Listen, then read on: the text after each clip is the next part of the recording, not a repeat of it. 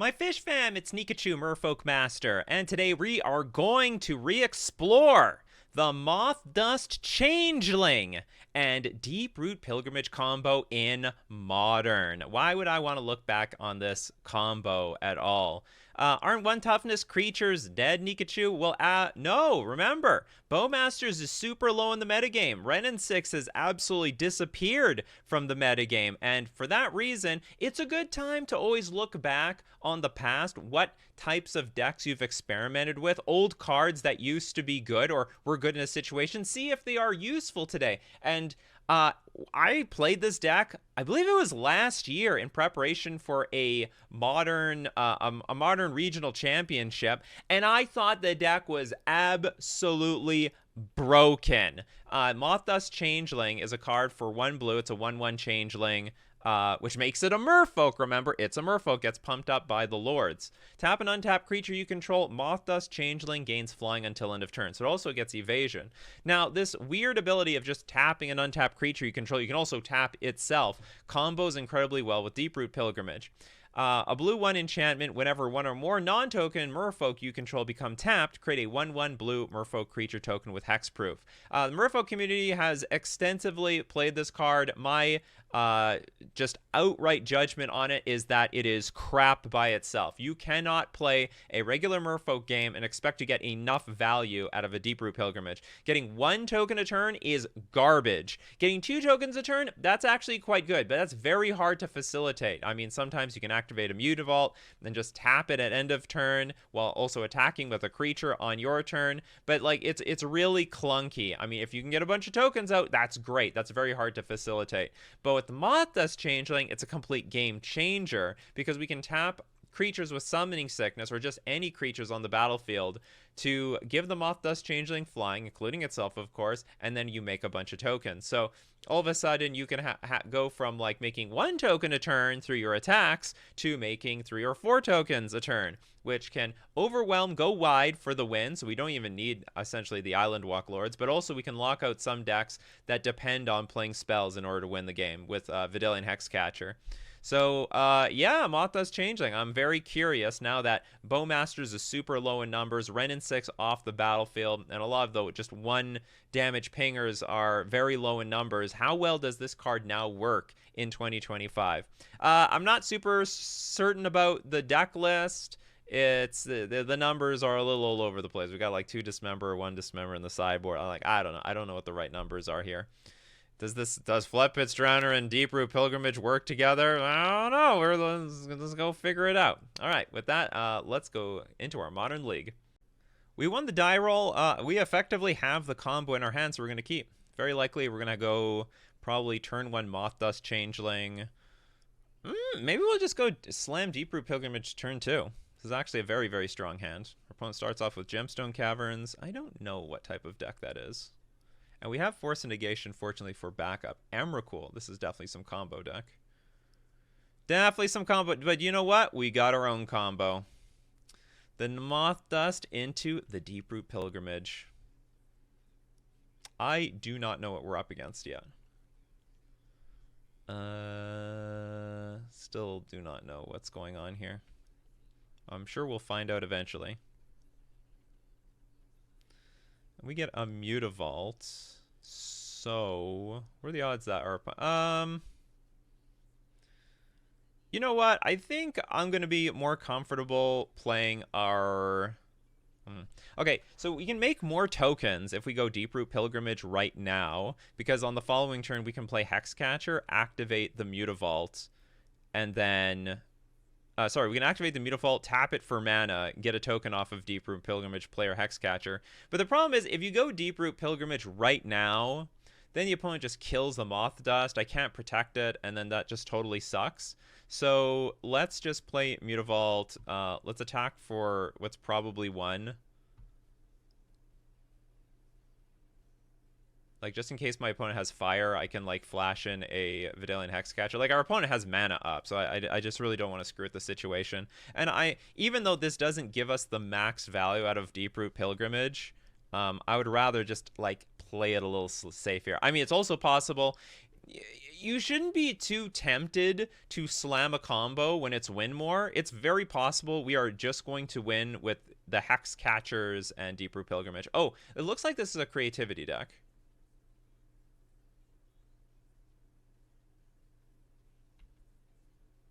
I think we're up against creativity, which in that case, they are screwed.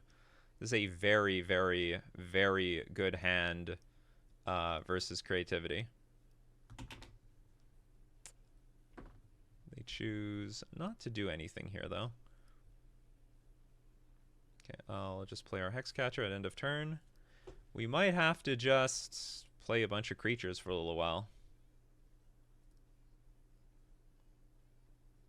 Calibrated Blast. Okay, we can deal with that. Hold on. Is this what I have to counter? Reveal cards on the top of your library until you reveal a non-land card. Put the revealed cards on the bottom of your library in any random order. When you reveal the non-land card this way, it deals damage equal to that card's... Oh, yeah, okay, I have to do this now. That's fine. That's completely fine. We'll dump the other Hexcatcher. We'll play our Deep Root Pilgrimage, and probably that will just be game. This whole interaction... We have another Deep Root Pilgrimage. Is there any way I can milk this last Mutavault? I cannot. Yeah, we just have to play Deep Root Pilgrimage. And I will, of course, give our Changeling Flying with a Hexcatcher. I don't need this 1 damage. What we need is tokens on the battlefield. Then we will attack with our Mothdust Changeling. And then we'll make another token. And then by next turn... I mean, they're really screwed by next turn because we can activate Mutavault. We can activate Mutavault, tap it for mana to play the second Deep Root Pilgrimage, and then there'll just be so many tokens on the battlefield that just can't do anything. We're already in a spot where we're probably I mean, they need like a 1 mana. They probably don't even have a 1 mana spell until you reveal. How does it work? They're gonna give us more mana. Okay, that's fine.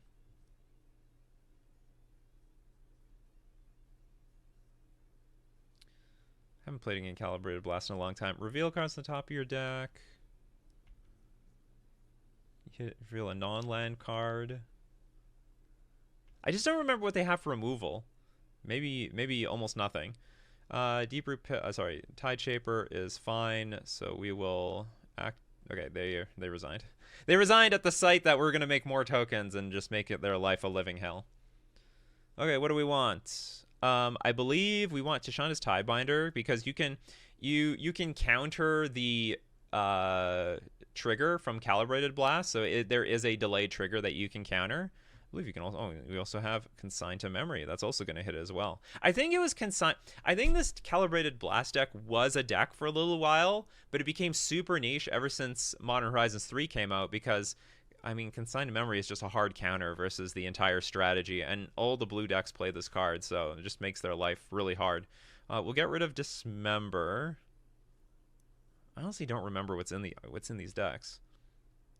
Of course, we're going to keep all the counter magic.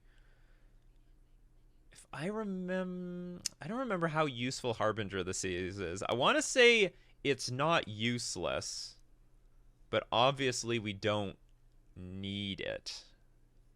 Like, we don't need it. Okay, so we'll get rid of all that. Have to get rid of 1 more card. Maybe a Tide Shaper. It's not really all that relevant. Actually, I'll take out 1 combo piece, because this looks like super overkill. And the Deep Root Pilgrim... maybe not. I would just hate having more than 1 in my hand. Like, having 1 is good. I don't want to get rid of any creatures. You know, okay, I'm going to get rid of the 1 Deep Root Pilgrimage. I think that's fine. It's just the deck as it is, like the Merfolk deck as it is, with a bunch of blue creatures that are disruptive, and a bunch of counter spells. That's like more than enough to win the game. We don't need to go win more. Like the greatest danger, the number 1 way we're gonna lose, is we don't have enough creatures or other interaction to just normally win a game. This hand is a bit pathetic, but I don't really think I have a lot of room to throw it away.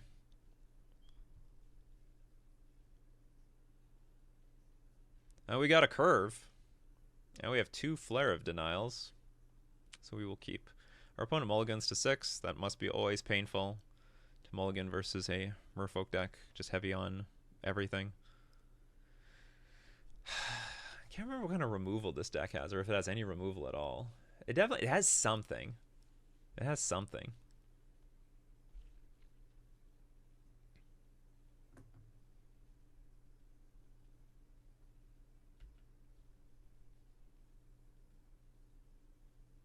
Commercial district found in Arid Mesa, dumped it right into the graveyard. I don't blame you. Aether Vial, not lovely, but well, we can dump a bunch of cards onto the battlefield, I suppose. Well, actually, the Aether Vial is actually convenient. We can keep deploying cards onto the battlefield. We do have the three lands, right, in hand, so we will certainly get to Flare of Denial mana.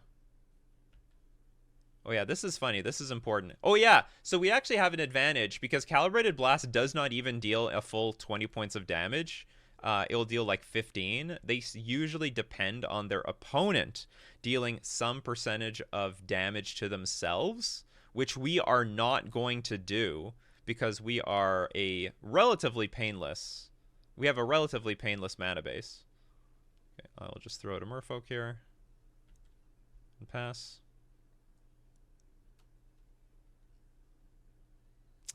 So there is a world where they go Calibrated Blast, we'd be like, okay, resolves. It's not even going to win. Because we do want to save our creatures for as long as possible in order to deal as much damage as possible before we start throwing out the Flare of Denial. Oh, Scion of Draco. How easy can you cast this card? Maybe Harbinger of the Seas does win against this deck. Okay, so I'm going to let this resolve. 3 damage. And also, yeah, I forgot that sometimes it sort of whiffs. What did they reveal? Oh, another Calibrated Blast. So that's very unlucky for them. But I don't think there's anything in their deck that can hit me for the entire 19. I think the highest is 16. And obviously we saw Emrakul, so they can deal at least 15. So now we get the Mothdust Changeling. See, if I played Flare of Denial there, like play Mothdust Changeling and Flare of Denialed it, then I would have no power in play. And that's not good. Like we need to deal some amount of damage to our opponent. Gloomlake Virch is good because we can save the Otawara for what I don't know. I don't know what we're going to save Otawara for. I guess bounce a Scion of Draco if necessary.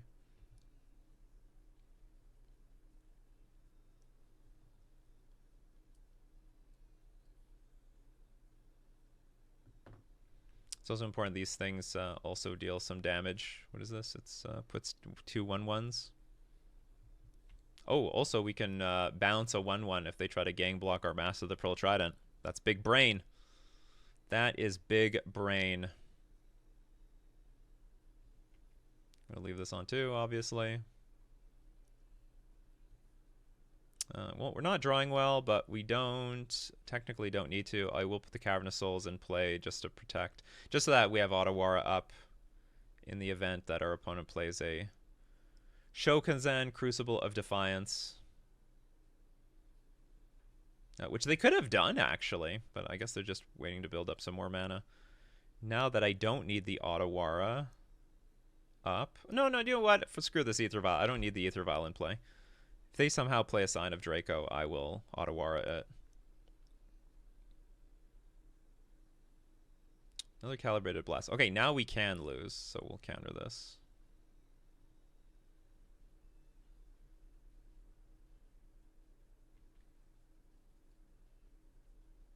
They should have only one more Calibrated Blast.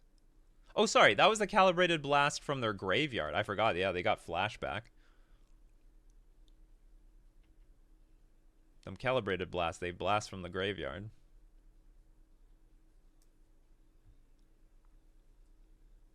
There's more than one in the deck.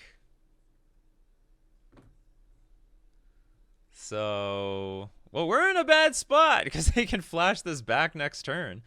And I'm at the crappy life total too. Well, I mean, we just have to Flare of Denial this. Choices, we have none.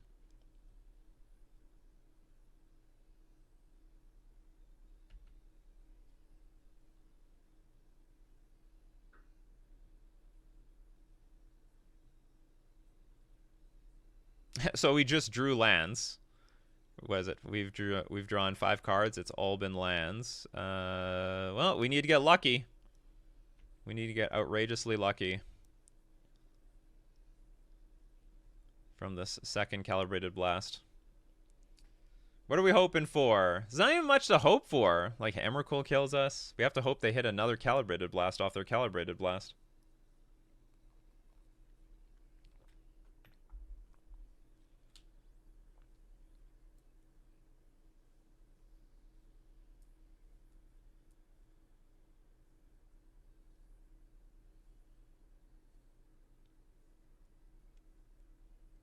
What do you want to do? Tap this way, tap that way.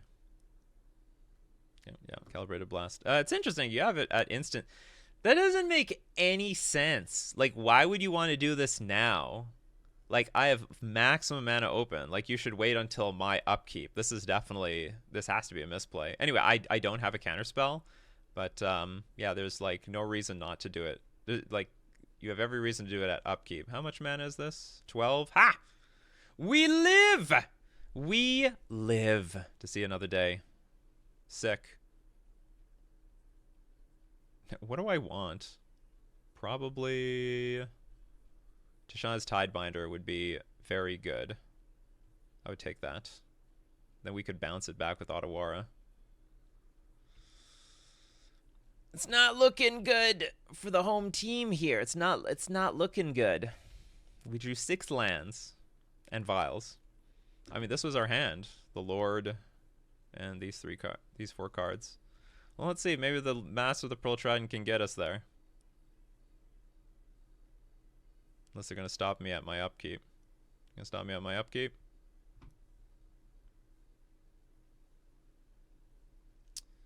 Hexcatcher. Okay, so I attack.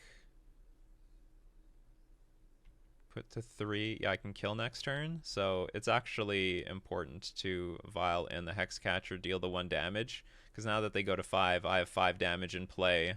And I can kill by next turn. Alright. Please, Whiffaroony. Whiffaroony here. Okay, that's good. Because I think they missed a land drop last turn. So that is probably going to do nothing. Oh, I guess they could find a Calibrated Blast, put in the graveyard, and then flash it back. That's potentially a line. They have Mishra's Factory in the deck. Yeah, just to get across the finish line for the last few points of damage.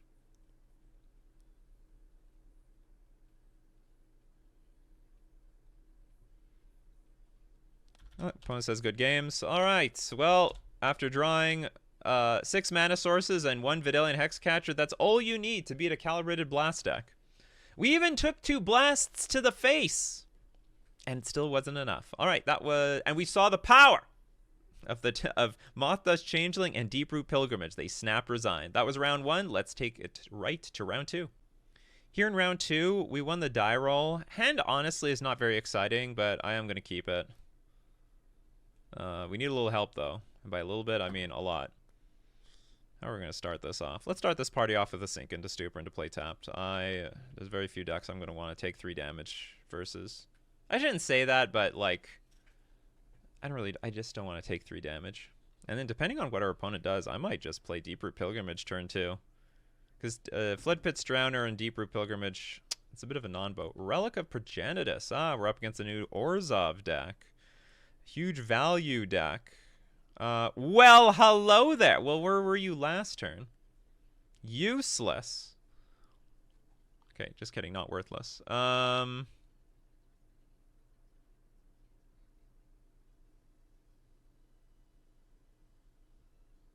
Yeah, I guess I just pass.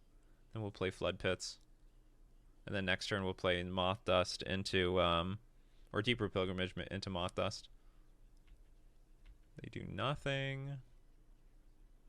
It's very upsetting sounding. Can't say this hand looks that great. in this matchup. Also, I'm not really familiar with how the new deck plays. Mutavault's a good draw. That has just natural synergy with Deep Root Pilgrimage. So we're going to start by attacking for 2. We're going to get in the damage, because that's Vigilance. Then we're going to play the post-combat non-bow card, Deep Root Pilgrimage. And then we'll play the even more post-combat card, Mothdust Changeling. And the Mothdust is the real card that they want to deal with.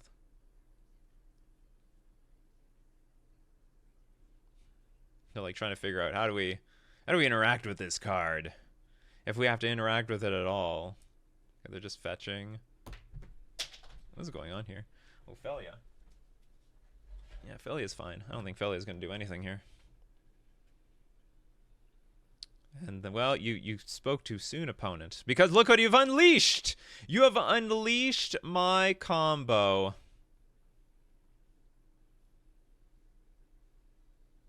There we go. Good luck, Felia. Good freaking luck getting through all these creatures. So what? You're supposed to play that new God next turn? Blink one of your things? Oh, I guess you could exile a card. Oh, wow. Relic just draws a card. It's pretty sick. That's not bad. That's pretty good. I like it. So you play the God, and then you just relic your own cards from your graveyard. The value of Relic of Progenitus is about to go up.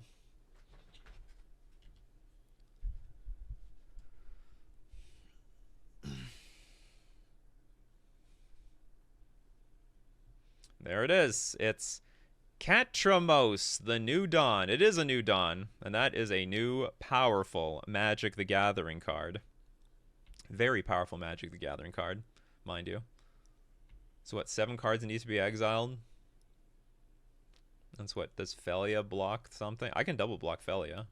Felia, you're getting double blocked. Faster than you can say Felia.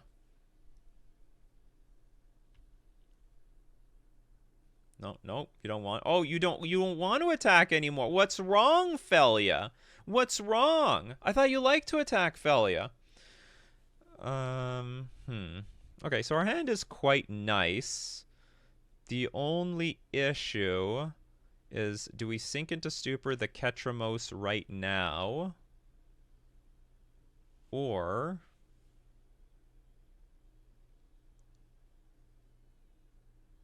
because I could sink into Stupor the Ketramos. We can activate Mutavault, tap it, bounce Ketramos, and just at least make our opponent take another turn to replay it. Most likely tap themselves out.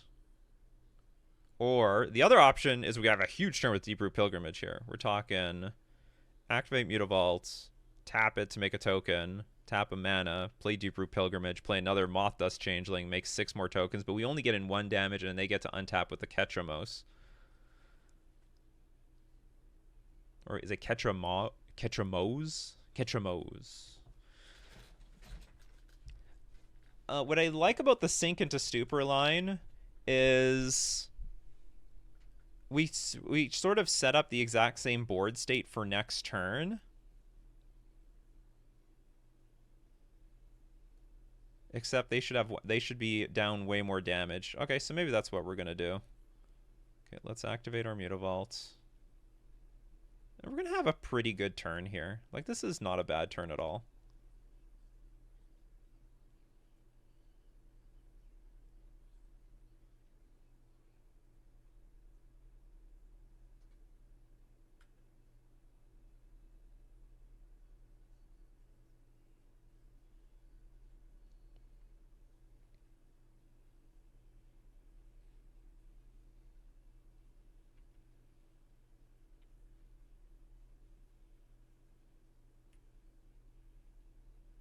And I think I'm going to attack with both Mothdust and Flood Pits. And if they want to trade with the Flood Pits, that's okay too, because this is not like really a mandatory card. And then if the Felia leaves the battlefield, then I don't even care. Actually, no, I think I could have just attacked it. Like, that thing couldn't even block. So I could have made that line first. Oh, okay, that was a mistake. I forgot that Ketramos can't block unless there's 7 or more cards in exile. That's fine. So we're gonna attack first. We're gonna hold priority, and we're gonna give our Mothdust flying with Flood Pits, and then there we go. Look at how many tokens. Look how many little babies we're making. We're doing great here. Look how many little tokens we got. You want to block? Because you can't blink your Felia right now. No blinking available.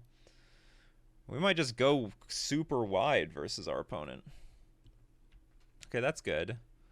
This, threw away an Ephemerate. But this tap land means that they're going to be really choked on mana this turn.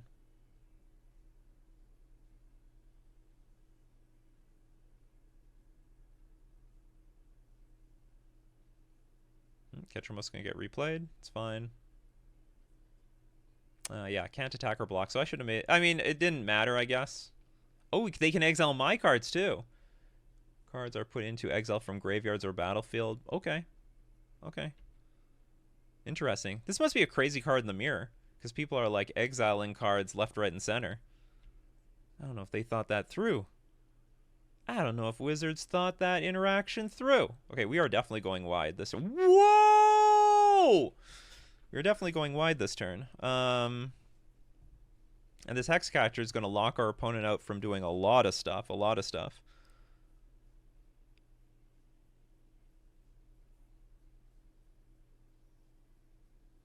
I want to play Deeproot Pilgrimage. I mean, we have to play Deeproot Pilgrimage here. It's just going to look super suspicious that I didn't activate this Mutavault. Like, clearly, I got something. Something's up here, right? Like, something's up. So let's do the same line. We're going to attack with everything this time.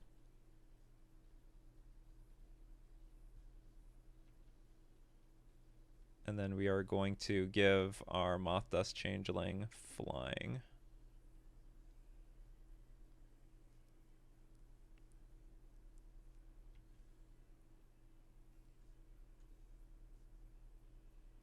Then we're going to hope there is no Solitude. I don't know if the decks play Solitude right now, but just in case they do, we're prepared. Okay, they just conceded. And while they concede, I'm going to quickly look up their, not their deck list, but like what does a regular deck look like? Because I know, I have some idea of what the decks look like before Ketramos was printed, but not after. No, they still have Solitude. Yeah, Solitude is still there. That's a staple. Harbinger should still be good. Tishana's Tidebinder hitting their ETBs should still be good. Stern Scolding looks great. I'm not certain about Consigned to Memory. Some aspects of the card look good, some don't. Force Negation doesn't look that great. Flare of Denial is obviously worse than Stern Scolding. The whole combo is great. I might need Dismember in the deck just to deal with Ketramos. And sometimes you can hit the target that they want to hit with the Flicker Wisp, but it's not great. Dismember is not great. Maybe it's just better to not even let the thing resolve in the first place. How about that? That sounds like a good idea. Okay, I have to take out some more cards. Honestly, Flood Pits is probably a bad card. How many creatures? I have 27. Flood Pits looks really bad. I could be wrong. Maybe Tideshaper is bad. Maybe Tideshaper is worse. Not, oh yeah, Tideshaper is worse. Okay, hold on. I need Spreading Seas. This is a Spreading Seas matchup because you need something that can stick to the battlefield for the most part. Although yeah, because like their Felia can blink the Tideshaper and it's just brutal. So I still need to take out 2 cards. I have 25. I don't really want to take out too many creatures with Deeproot Pilgrimage in the deck. Because you need some density of creatures. I could take out 1. We could take out 1 Flood Pits. And then we're going to have to compromise on a non-creature spell.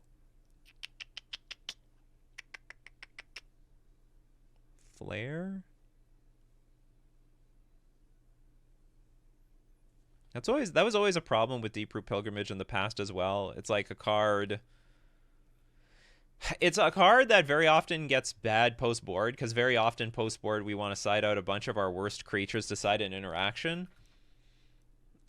Can I go to 23? Maybe I can go to 23 in this matchup.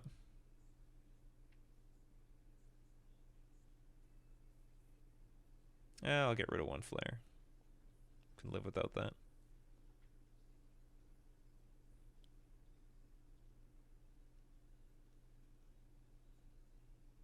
Hand is... okay, it's a hand. Honestly, can't say it's that great. The interaction is pretty weak. Unless we get an enabler, like we draw Deep-Root Pilgrimage.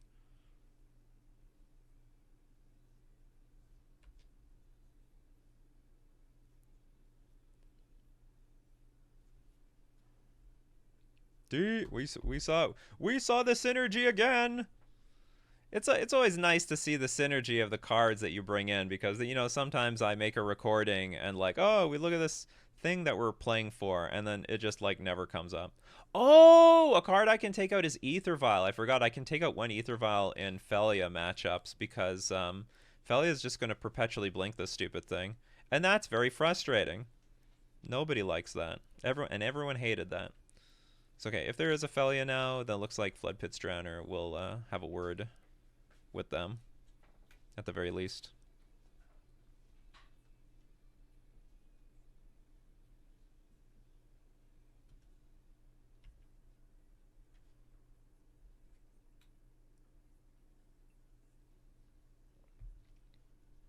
Yes, yes, deal as much damage as you want with your Godless Shrine. There's the Felia. So in this case, actually, the Floodpit's Drowner is going to help us a little bit, because we can tap down the Felia. Save our Vial for one turn. The Emperor of Bones! At the beginning of combat on your turn, exile up to one target card from a graveyard. Whenever one or more +1/+1 counters are put on this, put a creature card exiled with Emperor Bones onto the battlefield. At the beginning of combat on your turn, there's no creatures in the graveyard, though.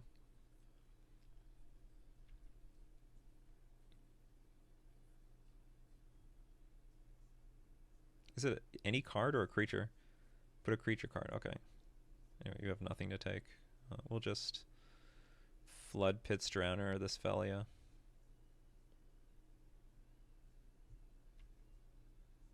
Oh, it's interesting. I can attack into this Emperor of Bones and then flash in 2 Lords, so it's perfect.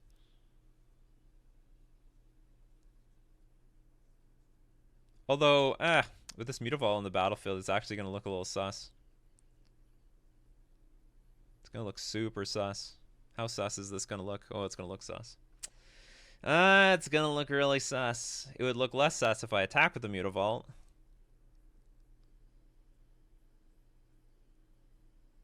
But then I don't get 2 creatures on the battlefield.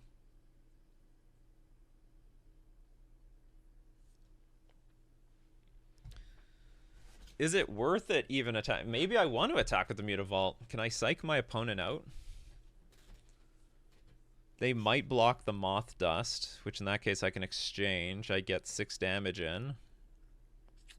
You know, I sort of like the Mothdust here. What is this stupid thing? This thing is going to do nothing in this game.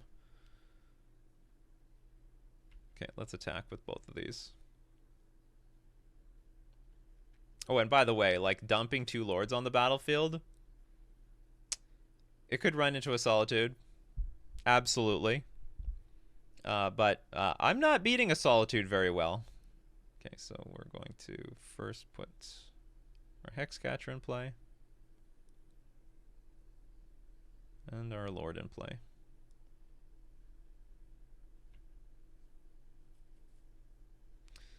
Oh, sweet, that worked. Okay, and next...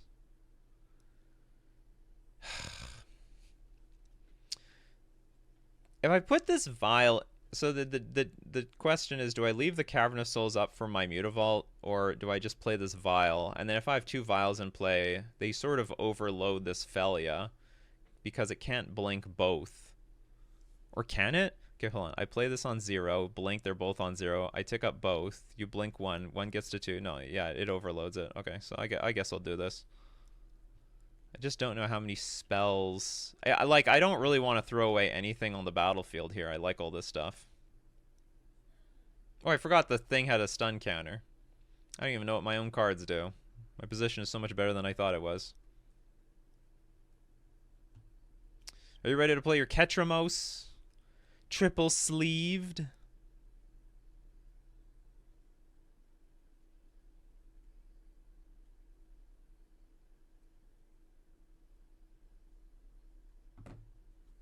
If there's no Solitude in hand, then we are probably in really good shape here. I mean, the board is just enormous. We return a non-aura. Enters or attacks, mill 4 cards. You may return a non-aura creature or planeswalker card from your graveyard to your hand. Alright, no Solitude.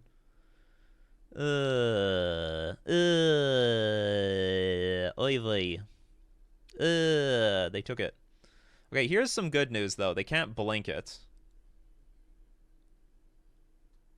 Because I can all-out attack. I can attack for a lot. I think... No, I'm going to leave this on 2. The option, I had an option of ticking up to 3, but I think I'll just cast whatever the hell I have for 3. Auto-Aura, does that do something for me? It sort of does. Because if they play Solitude... So I could play Sink It to Stupor, take 3, attack with everything. Say they Solitude the Lord. Bounce Lord back to hand, they take 7-9. That's a lot of damage. Otherwise, I attack with everything, including the Mutavault. But if I attack with the Mutavault, then I don't have Sync or Auto-Aura up.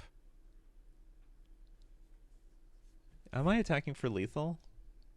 7, 9. It's not actually lethal. Not lethal, not good.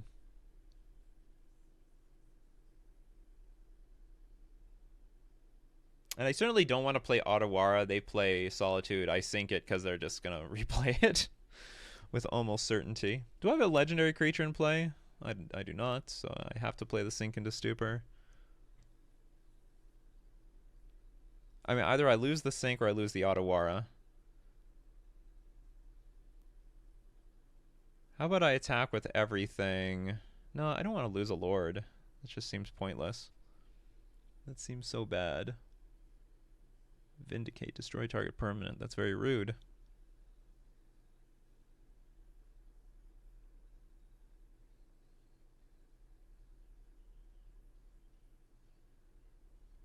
Okay, we'll take damage.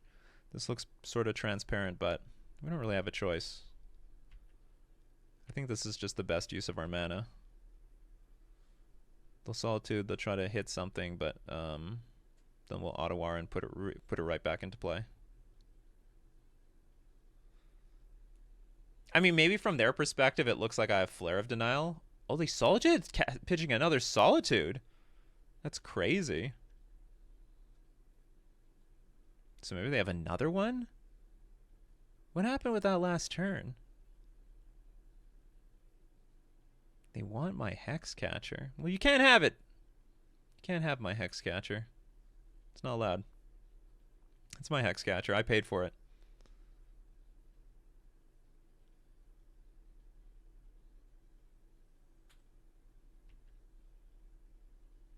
I wonder what's left in hand. How many cards are in exile? Almost nothing. We'll revile in the Hexcatcher. So we actually dealt a lot of damage here. We get in a full 10. They're down to 3. So like fetch shocks are offline. Just shocking into play is a danger.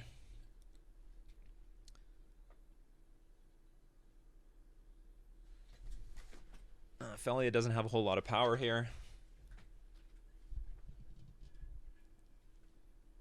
I wonder, is Felia and Containment Priest a combo? Probably.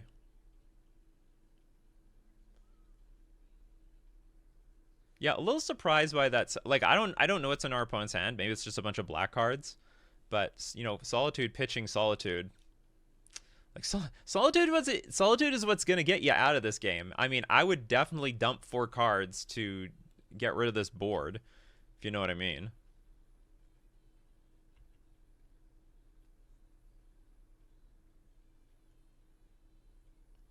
Ah, isn't that clever?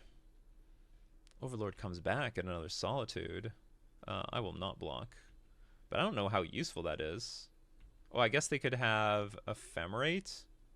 They could still have Ephemerate? Okay. Yeah. Story checks out. This thing comes back. Oh, does it just come back as a 5/5?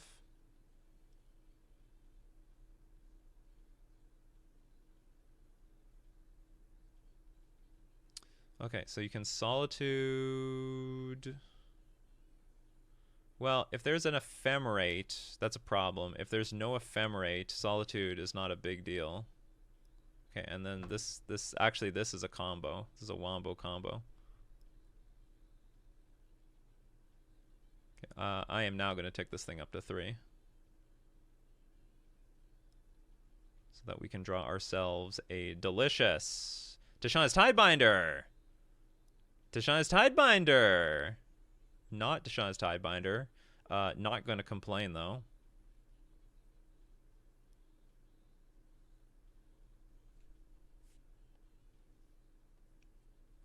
This might get our opponent to make a move right now. Oh, they don't. Okay.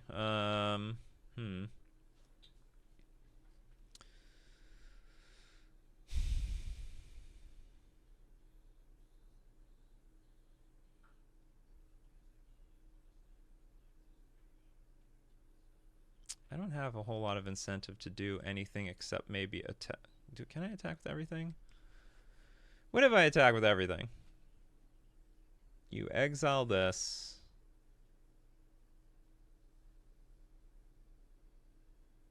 It's so close. If there's a Solitude and an Ephemerate, that will be a big deal. So they Solitude, a Lord, Ephemerate the other one, block the Flood Pit's Drowner with something, gain some life, and then the game is all of a sudden back to square one. And unfortunately, I don't have a second hex catcher. So maybe the line is we threaten to win with this Mothdust Changeling.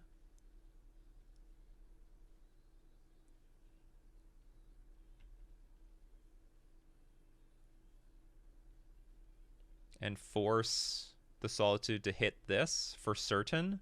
And then if there's an Ephemerate... I guess, no, that doesn't make it... Yeah. No, I guess that doesn't matter. Well, so what's probably going to end up happening is I'm going to attack with this Mothdust Changeling. And also, I could have just attacked first with this thing.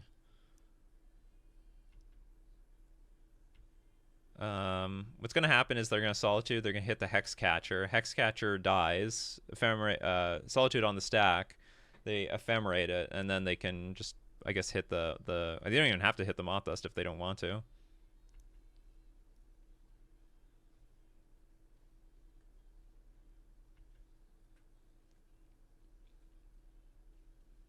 Oh, they have a Wrath Disguise in hand. Ugh. Ugh. These are all problems. Okay, what are they going to go after? Mothdust or Hexcatcher? I can breathe a sigh of relief if they're going after the Mothdust. Okay, they are going after Mothdust. That also means I have to maximize our tokens while we can.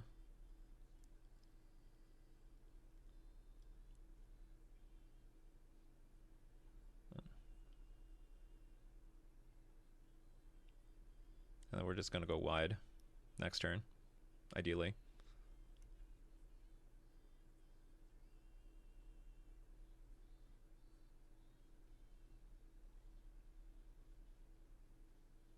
And I can hold off on this Mutavault. I can activate and tap it at the end of my opponent's turn. We can just tap it for mana. Okay, we got a little bit of a wall going on over here, and they have hexproof, so we can go in wide. But I'm learning a little bit of synergy here. Synergy. I'll probably block this Thalia though. Probably. Again, the combo! I'm telling you, this thing is amazing. The only thing holding back Mothdust Changeling was Bowmasters and Renin 6. Those two cards were very prevalent last year. This year, nowhere. Where are they?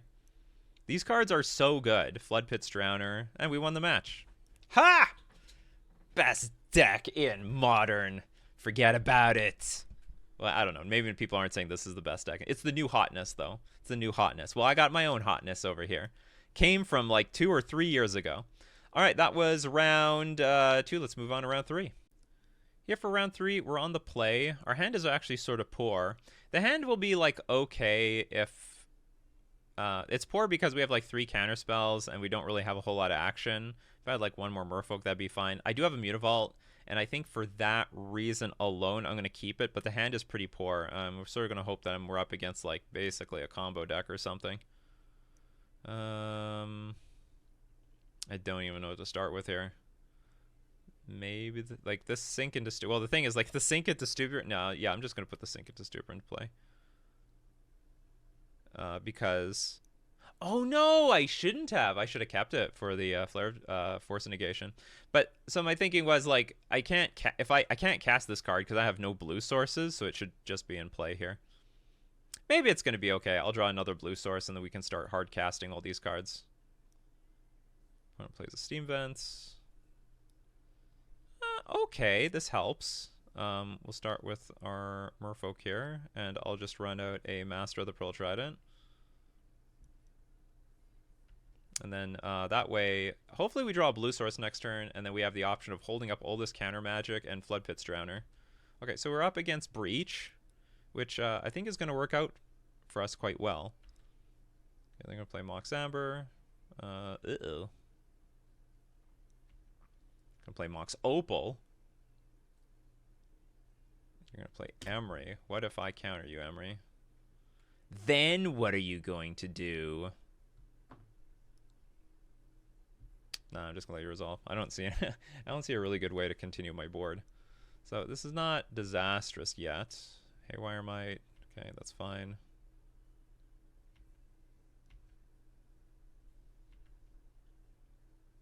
Huh, we did draw the thingamabob.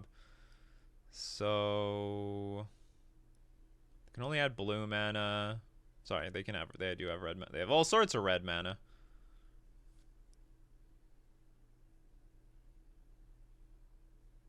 Now I'm just thinking in my head, do I want to have the blue up for our counter spells? And probably the answer is yes.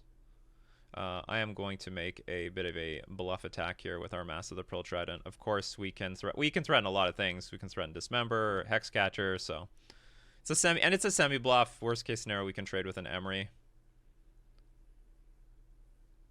And I will play Island, and I guess pass the turn? I guess pass the turn.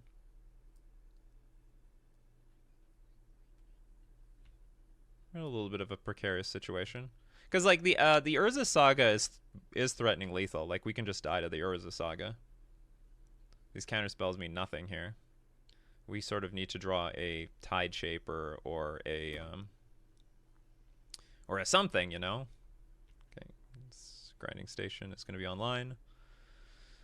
Probably going to get cast. It is going to... Oh, they cast it with the Urza Saga. That's fine with me. Can resolve.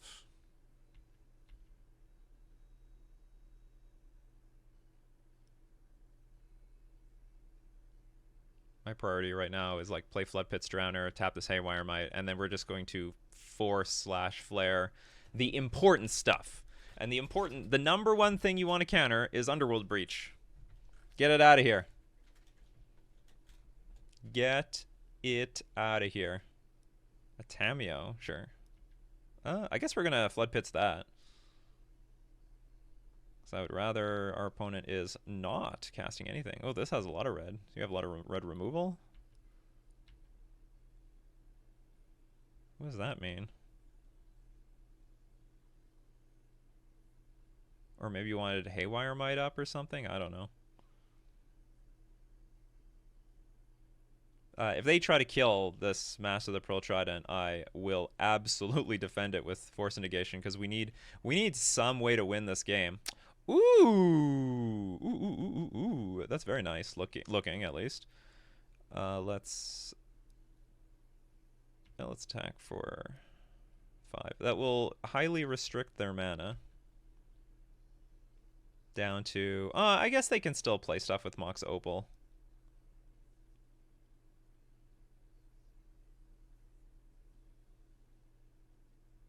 going to gain some life here. It's fine.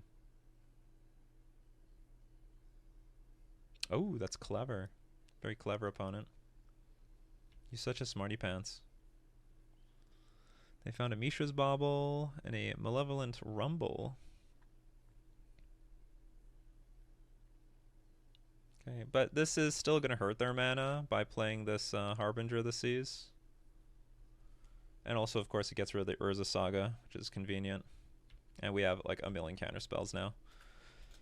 We can at least force plus flare and be somewhat comfortable.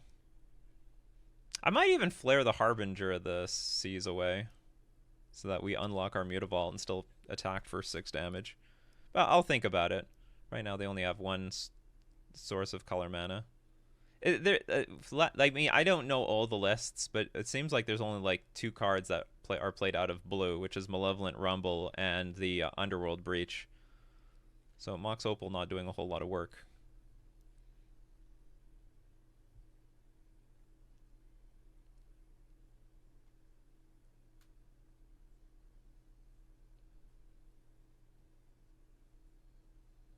Oh, we're going for it, opponent. We going for it.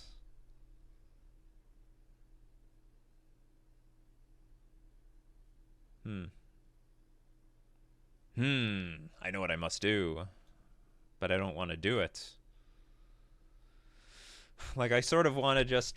okay, so, I mean, the easy way to do this is Force Negation. The other alternative line is you Flare of Denial, pitch Flood Pit's Drowner. And then we're just attacking for 5 each turn. But that's a crappier clock. Otherwise, we can attack for 8. But it's a 7. I'm missing a point there. All right, I'll force pitch flare. Just have the largest clock on the battlefield. If we draw a random creature, that will help a lot.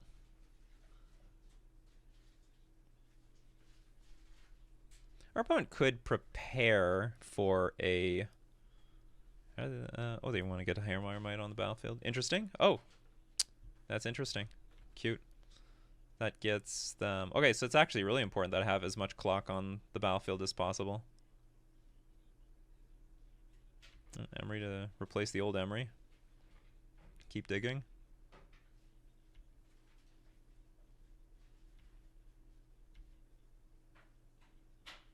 Also prevents me from actually attacking with this Mass of the Pearl Trident. Tide Shaper is very funny. It's very important that the Tamio is going to get unlocked next turn, so it can attack, get a clue.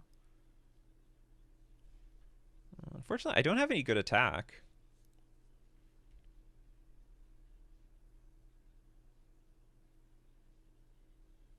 I don't feel like I just don't feel like semi-bluffing here.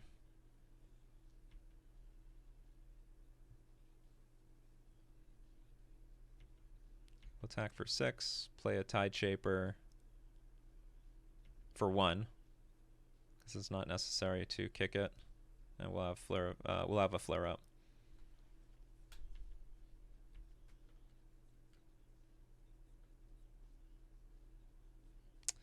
They're gonna be a little patient because they need to. Fortunately, Emery cannot regurgitate back. Oh, they can get Ether Spellbomb. That will be very frustrating. You really had to find that. Well, they found all their one-ups. All the one-ups here. I wonder, is that worth Flare of Denialing? Maybe. Maybe. That's also another card draw for Tamio. Choose target card in your graveyard. You may cast that card. Sure. I think I'm going to counter this.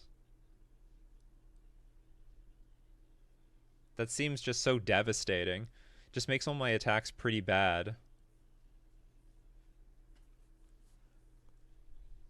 So you can gain a little bit of life. Oh, but I'm still down a turn, right? Yeah, so they can still sack the Haywire Might, gain 2 life, go to 11, and I don't even have lethal on the board. So how is this going to work?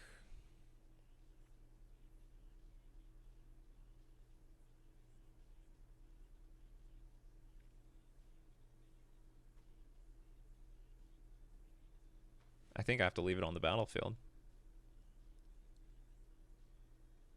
If I counter it, Attack for 9. I mean, unless I draw Lord or some piece of interaction.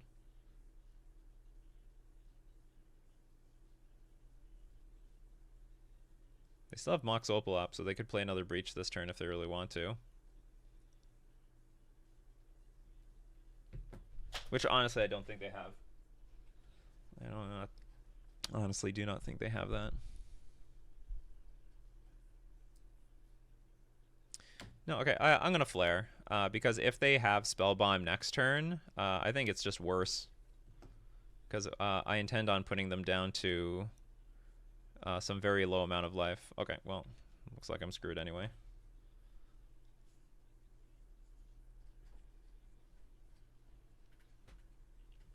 So I'm not super familiar. Am I just dead here? They have a 0 in the graveyard. I'm assume I'm dead.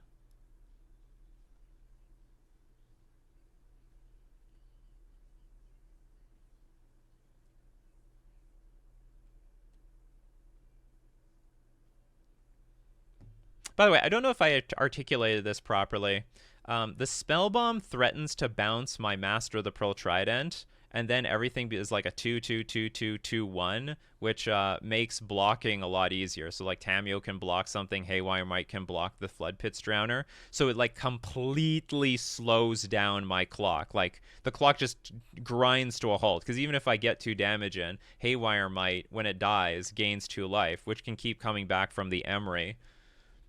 So I thought it was worth the risk countering the Ether Spellbomb, because if I don't, I'm giving my opponent a lot of time. Like I don't have it. Well, maybe I shouldn't say I have no way of winning the game, but I'd be put in a situation where I would probably need to draw a Lord, like a second Lord, in order to make meaningful progress in this game.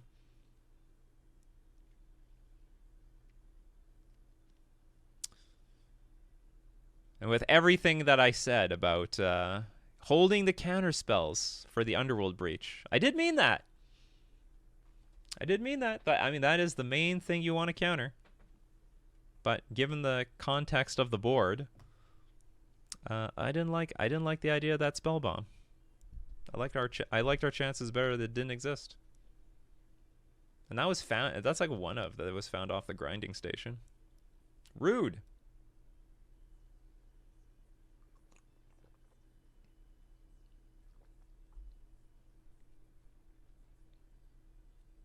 Oh, so you win with Grape Shot?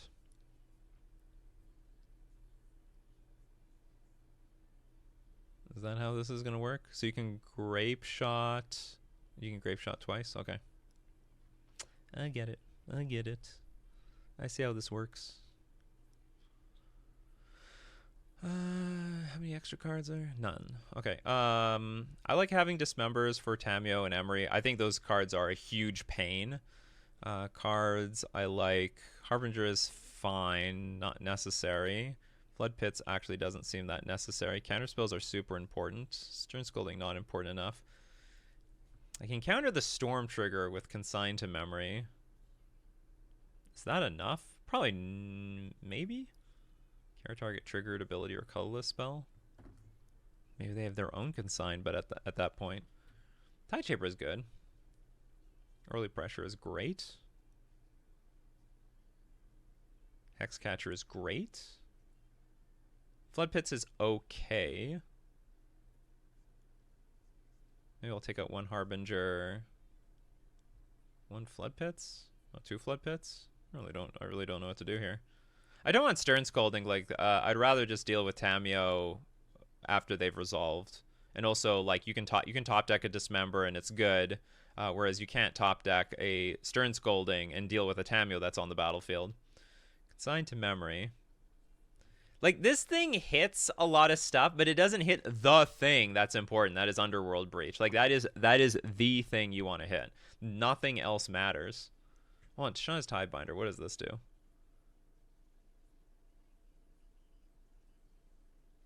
It's flash speed. What else does it do? Interacts with everything. including Emery and Tamio. And the grinding station. How many creatures? 25 creatures. Let's take out... Honestly, Mothdust Changeling. I mean, Mothdust Changeling plus Hexcatcher is great. I'm not gonna lie, it's a good combo. We gotta make cuts. We have to make decisions here, chat. Cut one Deep-Root Pilgrimage.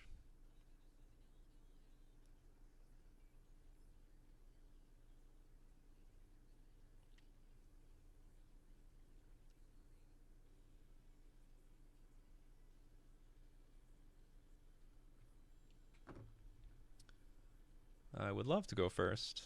And is okay. I have to say, I was happy with the matchup given our first the hand in our first game. Because I was like, ugh, this hand is not... It was like 3 counter spells, 1 Flood Pits Drowner, and a Mutavault. It's like, this is not really good unless we get a combo matchup. And we got the combo matchup. And I hope you saw, like, it was a game. It was quite a game. If that was energy, we were screwed. Completely screwed. Okay, we're going to play... I guess we're just going to play Island and Ether Vial and pass.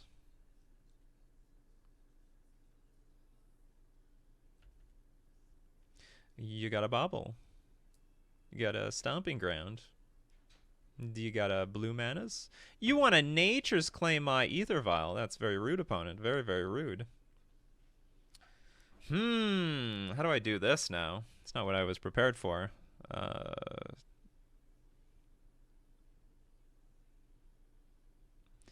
So the thing is, if I play a Hexcatcher first, followed up with Deep-Root Pilgrimage, I'll get a token, but probably the thing will die. Let's start off with... Let's start off with a Lord. We'll probably follow it up with Hexcatcher, and then we'll play a Deep-Root Pilgrimage. I guess alternatively, I could just play Deep-Root Pilgrimage next turn, and maybe that's good enough.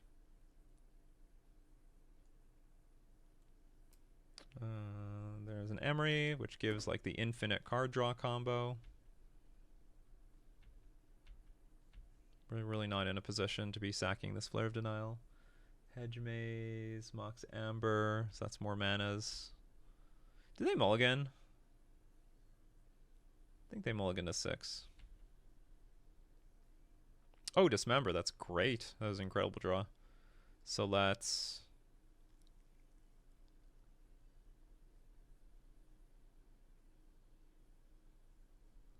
The greedy play is play Deep-Root Pilgrimage. The less greedy play is attack, play Hexcatcher, Dismember, Emery. And then you play Deep-Root Pilgrimage at the last point.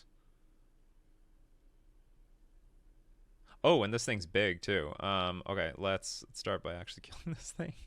We're not... Hold on, undo. We're not going to pay the... We're not going to... What's it called? Save ourselves some life with this Gloom Lake Verge. We're not in that situation. Okay, Mishra's Bauble combo offline. You see, that's why I don't like Stern Scolding. You top deck Stern Scolding, it's useless. Just borderline useless there.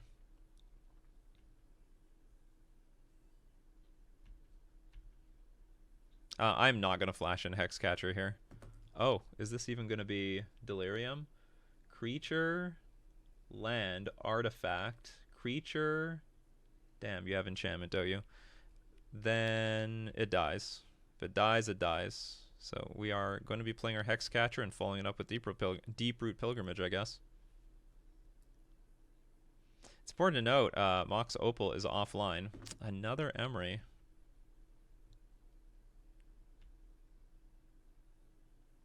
Malevolent Rumble, another Mox Opal. Well, this is actually complicated because I can't attack into this Emery. Or can I? No, I can't.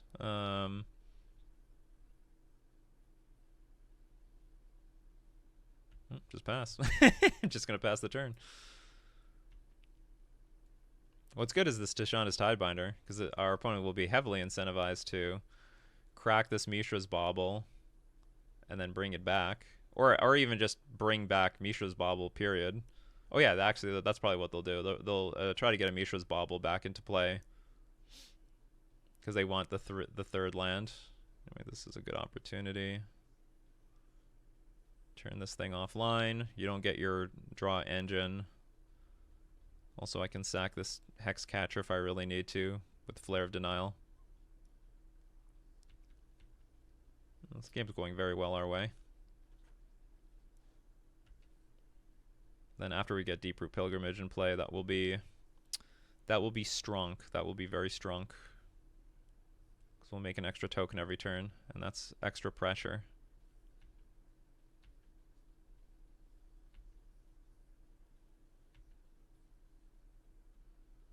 Is there a reason to put this land in play? I think the answer is no. Yeah, I don't think there's a reason to put this land in play, so I'm just not going to. Oh, desperation. Really turn that Mox Opal offline. Yeah, they feel the heat. They feel the heat now.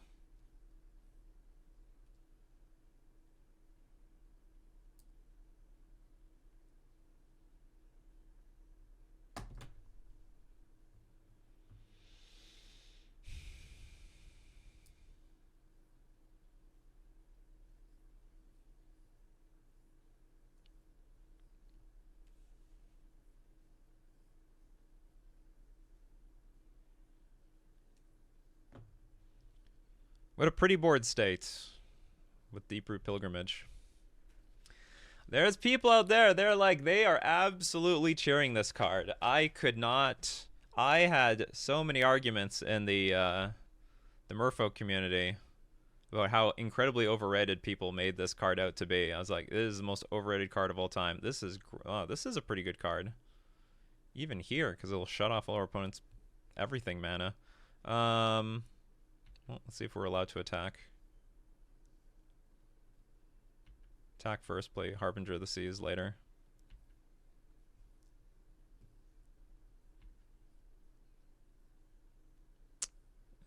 And play Harbinger of the Seas. Turning off our Gloomlake Verge. What's this 3 mana for? Do you have an uncounterable flash speed spell or something? Kozilek's Return. Is there something uncounterable? That would super suck here. Oh, it's Flame of Anor. That does nothing.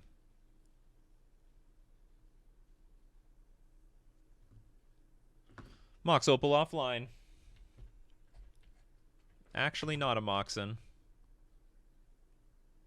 Okay, we won that game. Huh.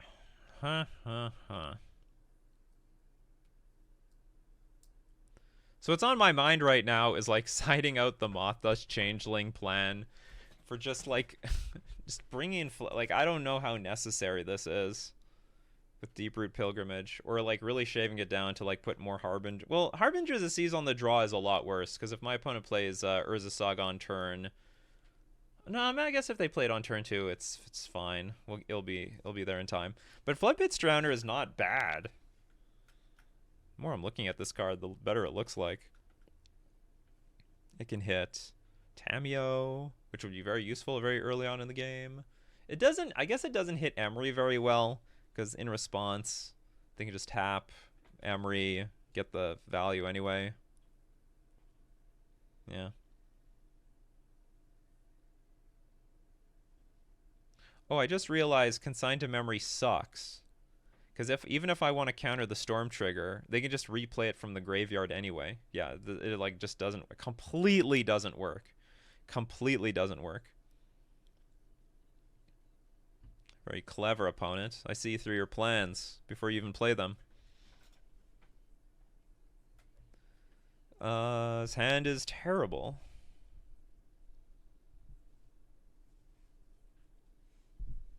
It's got like really good interaction. Like it's really good. There was only one problem. There's no creature in this hand. Yeah, I probably have to mulligan this. Can I keep this? My inner Bilbo Baggins talking to me. I got a 1 draw. I really like that I have Dismember in this hand. I really like that. I have something to do like Tameo on turn 1. Or Emery. Nah, I can't. Just can't do it. Let's try another one. This hand's a lot better. In fact, we still even have that Dismember. I will dump the...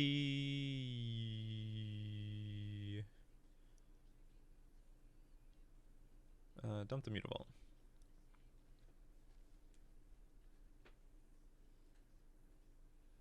I'm dumping Mutavault because I assume Harbinger of the Seas is going to turn it off. I'm not 100% certain about like throwing away the third land in these hands because like Harbinger of the Seas is very good. I like it a lot. But at the same time, well, how do I put it? So like I would guarantee my Harbinger of the Seas being cast on turn 3 if I keep all 3 lands. And there are more non-lands in my deck than there are lands. Let's not forget about that.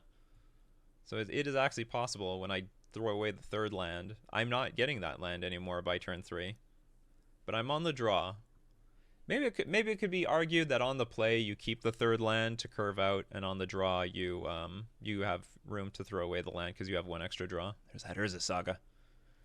That evil Urza Saga.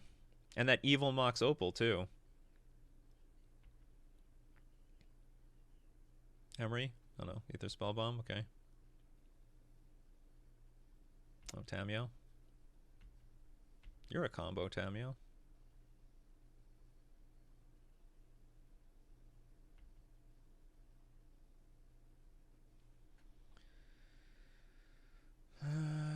Master the Pearl Trident or not? I guess Master the Pearl Trident. And then we can sink into Stupor the land. Sorry, the construct that's made off of Urza Saga if that comes to existence. What would be perfect here is they have to tap a land to even put like another artifact in play or something like that. No, okay, so everything's going to work out for them.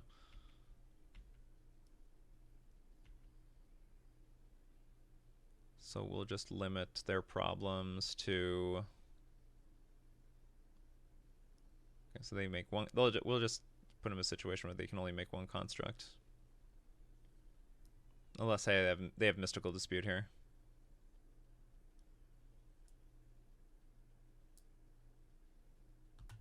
Which would be not good. Would be not good. I would be not happy about Mystical Dispute. Oh, they're going to make a token. They're going to lose that thing, and we can pass. Of course, they can bounce our Harbinger of the Seas with the Ether Spellbomb. This is like the most annoying card in their deck, in my opinion. Just flat out most annoying. I hate that card. They have to be careful. If they pop this and it fails, then this fails. I guess what's gonna happen is, I mean, they're going to bounce our Harbinger of the Seas at end of turn, no matter what, 100% so's. So what we should do is not put this Ottawa in play. I guess we're going to sink the construct. Oh no, what we can do? We can attack with Harbinger of the Seas, and if they bounce the Master of the Pearl Trident, then we sink the construct. That'd be cool.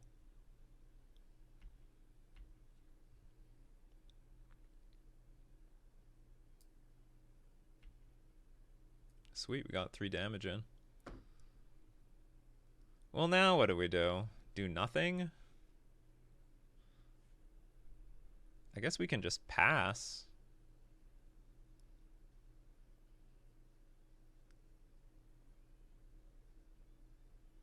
So we just pass.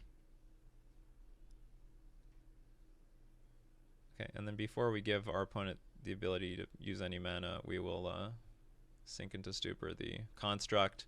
That will turn Mox Opal off, and now our opponent has to bounce our Harbinger of the Seas with the Ether Spellbomb if they want to, like, get anything going. Sidebinder. Do they have a mountain in the deck? Probably. And they can go get it with their Scalding Tarn.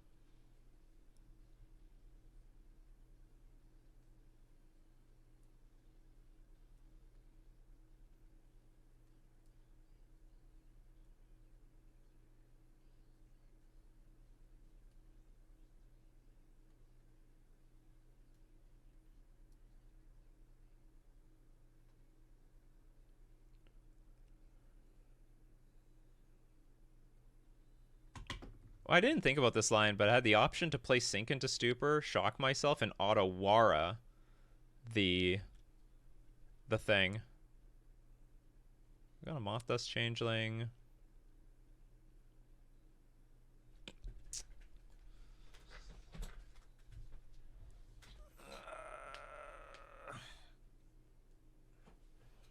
We have good cards in our hand. I don't really want to tap out for anything, though.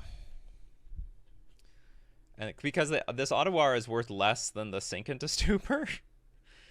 A lot less. That's what I can attack for 5. I really want this Deep-Root Pilgrimage in play.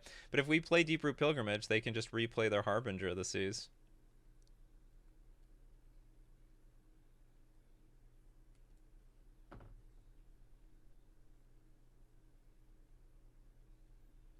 Okay, let's attack for 5. See what happens. And then I think what I'm going to do is I'm going to play Mothdust Changeling. And I'm going to play this other Otawara. Have Sink into Stupor up, if necessary.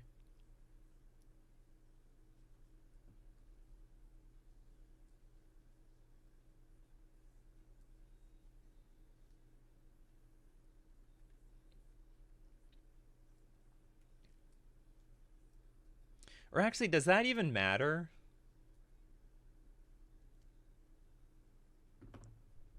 No, I don't know. Maybe it matters. Okay, I'm going to play this Otawara. I'm going to keep this one. Okay, pass. So it does look like we are representing Force of Negation, Flare of Denial. Oh, actually, I screwed that up. I should have floated the mana, played Otawara with the mana floating, then get rid of it, because this sort of looks like I could have... It looks like if I played it that way, it could look like I have Tishana's Tidebinder in my hand. But now, I guess, well, whatever. I think our opponent's going to be forced to play this way no matter what. But I think it made it look a little less likely I had Tishana's Tidebinder. They put an island in their graveyard. Interestingly enough, they did not put a... I don't know, maybe they have no mountain in their deck. Which is reasonable. They have, like, literally one red card. Or maybe two, because of the... What's it called? The Thing. The Thingamabob. It's a very weird thing to cast. Bouncerinos. Then next turn we replay Harbinger, and they'll lose their red mana. They're also going to lose the Saga.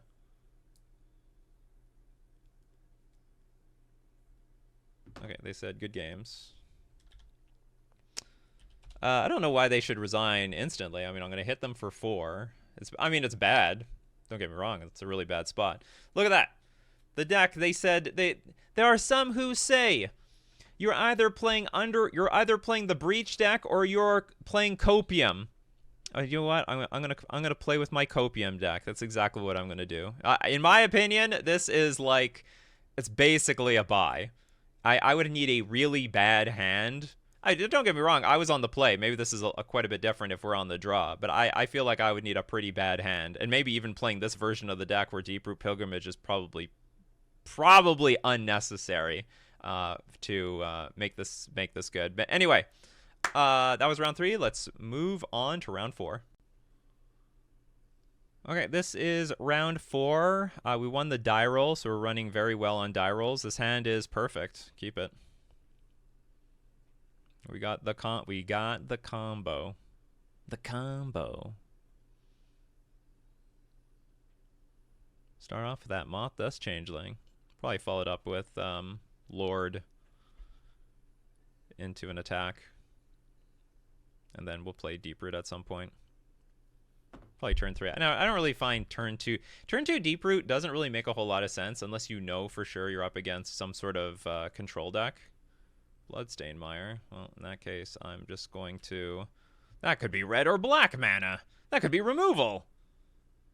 We're just going to attack with our Mothdust for 1 and then pass. We'll play Hexcatcher at end of turn. And then if they tap out inconspicuously, we'll completely shock the crap out of them with our Deeproot Pilgrimage. I also have the option of playing Floodpit Drowner, of course. Oh, it's this deck again.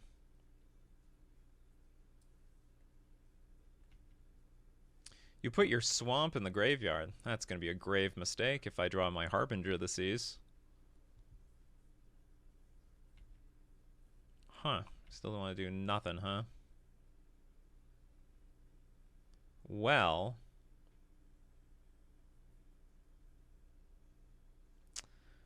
I think I'll play a Hexcatcher. Put some pressure on the board.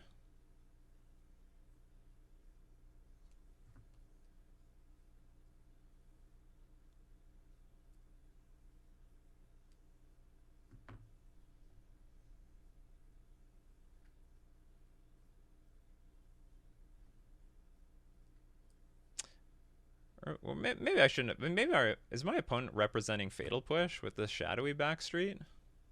Maybe. Maybe that's what's going on here.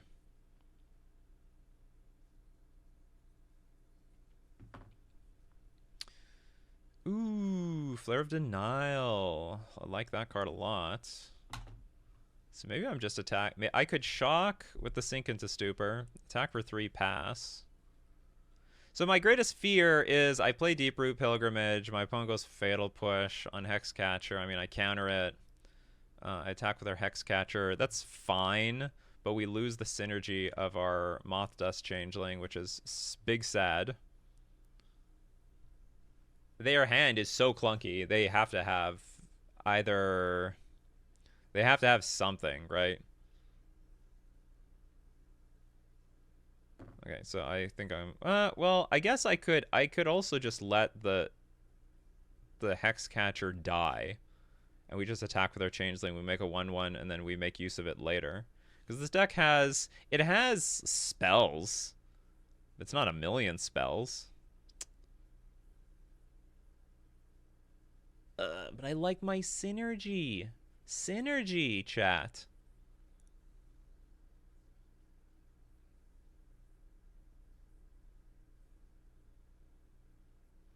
It's a war. Do I want to keep the chain? Well, Hexcatcher is a hell lot better. Damn, I might have missed an attack here. Maybe I should have went in for 2 or something. Oh no, but I don't want to attack because I want the upside of Deeproot Pilgrimage. Okay, we're gonna keep our Hexcatcher. Otherwise, the tokens are worth a lot more if there is a Hexcatcher on the battlefield. Not to mention, I think the tokens are good in this matchup, right? Oh, look at that. Look how powerful this card was. You may exile a black card in your hand. Target creature gets -X/-X until end of turn, and you got rid of a fell. Okay. So this thing... Okay, that's going to resolve.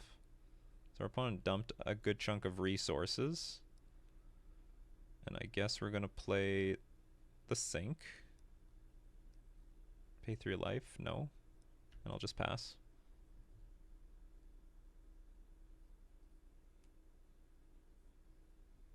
Ketramone. Uh-oh. That is not what I expected. Okay, that was very bad. That's not good at all. Well, what the hell is this? Okay, so it's not... I think it's just a Necro Dominance deck with some splash of white for something. Maybe also it's playing Ketramone. Soul Spike me? Yeah, sure. Anyway, this is going to be very poor. This is a very bad matchup. And I bet they have Bowmasters too, which is not going to make anything. It's not going to make things easy either. Another Soul Spike. Sure, why not? Well, we ran into a Dark Nemesis.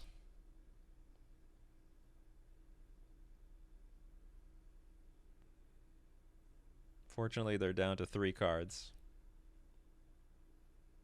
It's the only good news.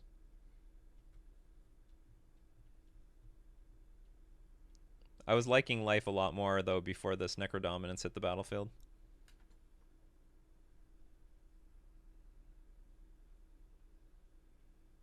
Ketramos. How many cards in the graveyard? Or in exile? 8. So what is it? Like, so you draw cards, but you lose life. Okay, I'm gonna let it resolve, so that we're gonna Flood Pits Drown with this stupid thing. Like, it makes a lot of value. I get it. They paid 4 life. They said that's enough.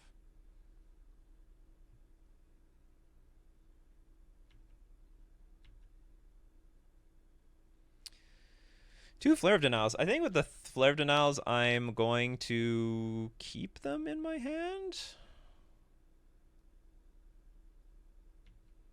That's just to make some tokens. And I can activate Mutavault and make a token.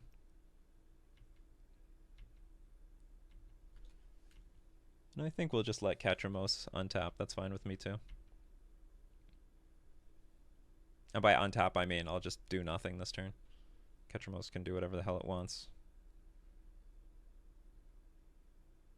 Shieldred, I will activate. Yeah, so my plan is activate Mutavault. We'll float a mana from Mutavault, make a token, and then Flare Denial this stupid thing.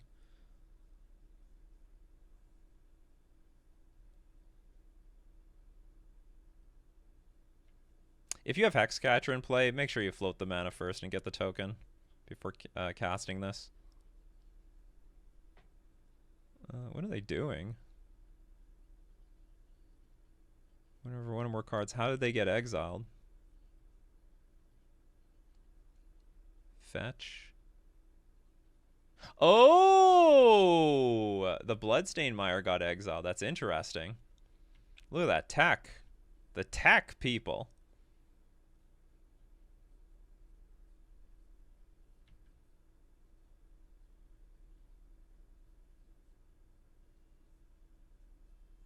But you got to pay life. You got to pay a lot of life here. Oh, we won the game. Ha! Well, you didn't want to try to draw some more cards and soul spike your way to victory? Or do you know you have no more soul spikes? Soul spike. Soul spike. Well, that was incredibly unexpected.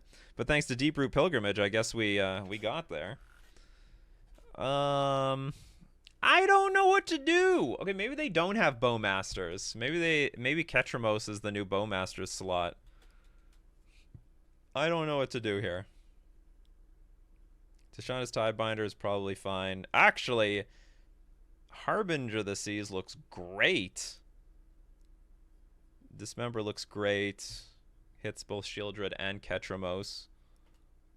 Well, what am I getting rid of? Force of Negation? The problem is, like I said, counterspells are not very good in this matchup, but at the same time, you need to deal with Necrodominance. If Necrodominance didn't exist, then this is like a buy. But the problem is, the moment they slam Necrodominance, you're screwed.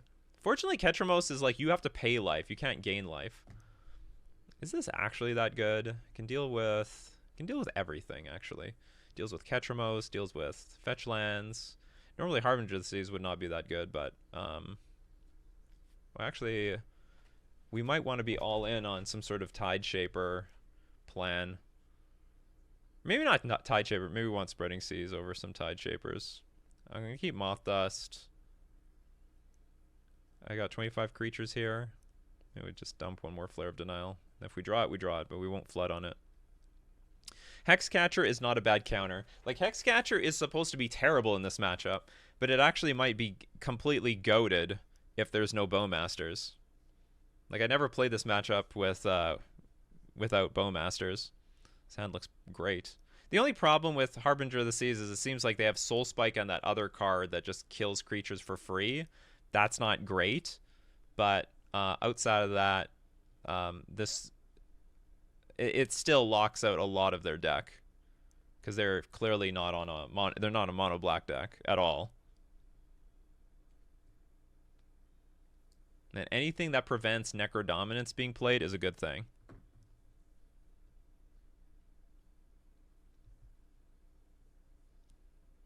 What is this? Fellmire.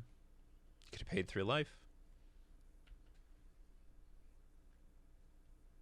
Okay, get our Mothdust Changeling. Go, Mothdust, go.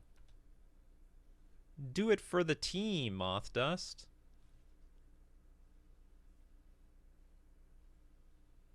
Since it's black-white, like, I'm not really clear what their removal suite is. Maybe some portion of it is Dam, which can kill a creature for 2 mana, but can wipe the board for 4.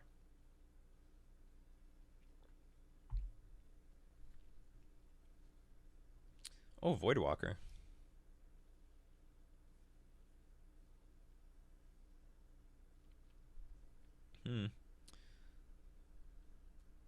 Card would be put into an opponent's graveyard from anywhere, exile it with a void counter on it.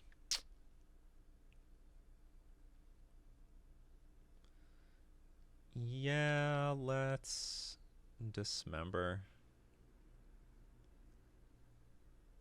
Let's keep our life total high. I shouldn't do anything. I should also have just attacked. Sloppy play. Sloppy, sloppy. Sloppy Joe's here.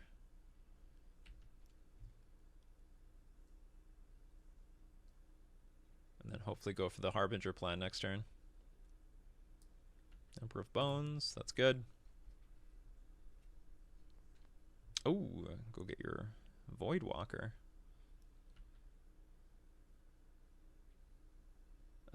Oh, did not get your Voidwalker, that's fine. Okay, we'll get our Harbinger in play, and then we'll give our Mothdust flying. And then if we can get 2 Harbingers in play, I think that's just game. So we just need there to be not a free spell in hand. Okay, yeah, we just won the match. I think this, I don't know what their deck looks like, but I think this might have been a lucky win. Or maybe the matchup is just so much better if there's no Bowmasters in this deck. It is night and day. Like, that card is so, in my opinion, is so bad for the game. I know that I look really biased, but I think anyone who plays with mana dorks, and like, the fact of the matter is it like wipes out like 15 or 20% of the card pool because there's so many 1 toughness creatures in the game. I think Bowmasters is really, really bad for all formats. I don't think it's good at all. And it's like, it just unlocks so much creativity and utility if it's just not in the format. Anyway, more proof that there's so much flexibility to all decks if there's not that stupid 1 toughness killer. But anyway, that was round 4. We're on such a heater. And let's move on to round 5. Here for round 5, we won the die roll. Hand is fine. It's a hand of cards. It's a classic Vial and a bunch of 2-drops. So we won all. So if we go 5-0, let's not forget, we won 5 die rolls. You can't complain. You just can't complain. Eldrazi, Eldrazi. That's a lot of lords.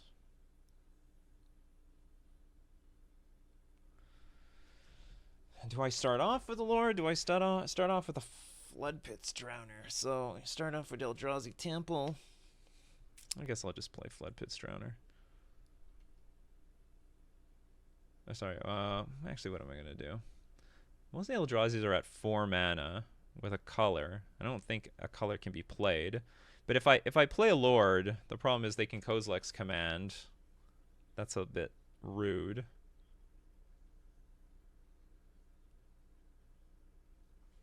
I don't mind if they command the Floodpits Drowner if that's the case. His hand is honestly a little awkward versus a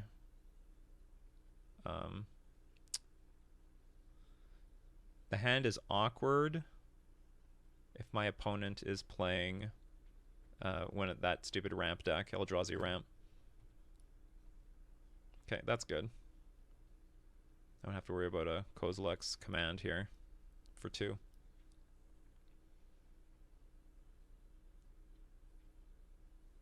Ooh, you're gonna hit my thingamabob. That's fine.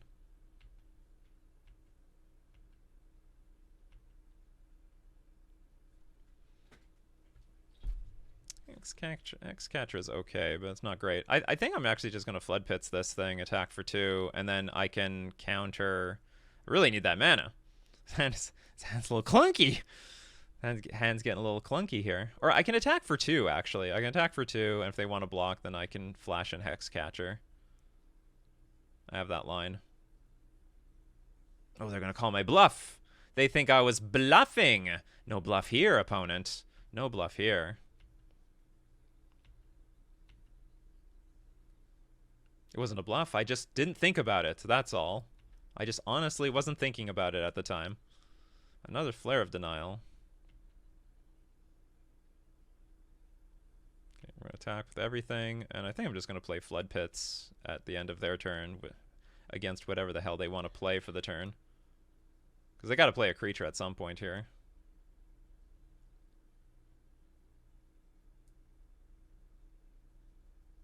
I'm not really looking forward to a Kozilek's command because I am probably going to have to like flash in Flood Pit Strander and then sack it to Flare of Denial. Really needed, I really would have preferred to draw land there.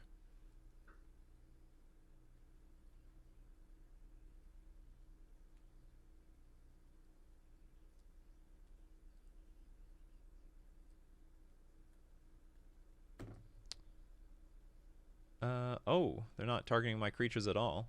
So they want to make a bunch of Scions. And target player creates tokens and unsack this. What are the modes you're choosing? Oh, and Scryax, then draw a card. For 2. Okay, I think I can get behind that.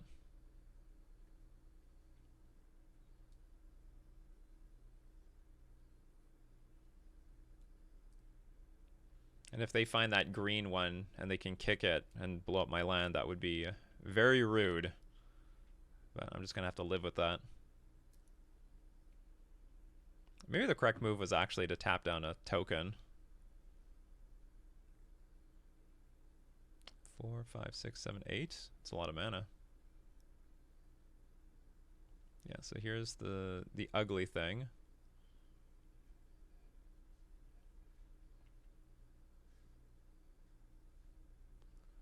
Oh, I forgot they have Carnosaur, so these Flare of Denials are getting like really weak. I shouldn't do that. There's a limited number of things I can actually target with it. So we'll tap down the thing that can block. We'll try to attack with the things that cannot block.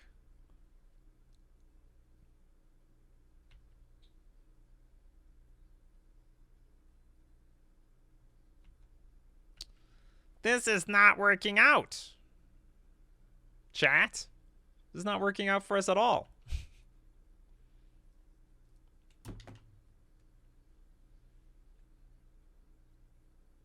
But we've come back from situations we thought were less. You know, with that Necrodominance on the battlefield, I thought I had no damn chance. None whatsoever.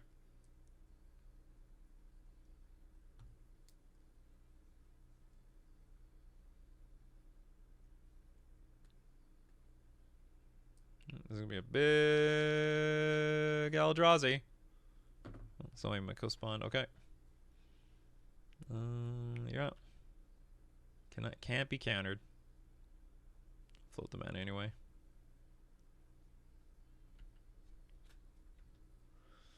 Maybe I have Dismember in my hand. Maybe I have Dismember. Well, looks like this game is just going to go to them. This might be a tough matchup if they've got this Wastes-Scape Battle Mage. I don't know how common that is in the deck. When Modern Horizons 3 first came out, it was... I had a lot of trouble against this deck. A lot of trouble because of all these bounce and destroy... Bounce this, destroy that. If we drew this last turn, I think we'd be in a position to win because we would have one more Lord in play, and also we'd have one more land. But now it's actually looking quite pointless. It looks quite terrible. I'm just going to pass. We could have hit for a lot more damage if we had one more Lord in play.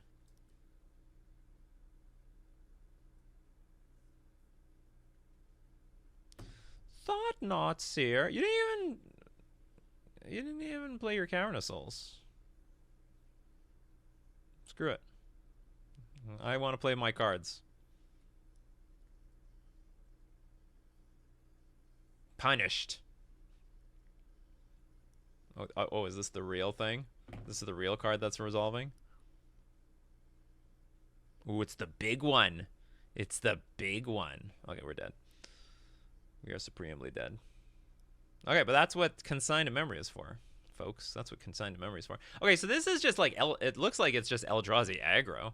Just literally a bunch of Eldrazi aggroing us out. We'll definitely want Spreading Seas. It's partially what this is for. I don't know if I want Deeproot Pilgrimage and the Mothdust Changeling combo. We'll definitely want Tide Shaper.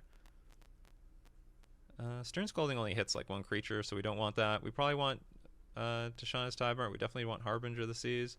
I don't know what to get rid of. Force of Negation, probably. They usually have some cards. Like, if they have Kozilek's Command, then they're going to play it on our turn very often. It's just awkward. Maybe I'm just going to get rid of all... I don't want to get rid of all the counterspells. There's some combination of Kozilek's Command, and I think something else that I want Flare of Denial for. Maybe I can just quickly look at a deck list. What does Eldrazi Ramp look like? But the thing is, like, this is not your usual Eldrazi Ramp deck. No, this is different. This is a little bit more on the aggro side from what I'm seeing here. Because nobody plays that bounce creature. That's totally unique to this person's build, so good for them. Probably I don't want Dismember. The creatures aren't that big. I have to cut a lot of stuff. Does this help me in any way?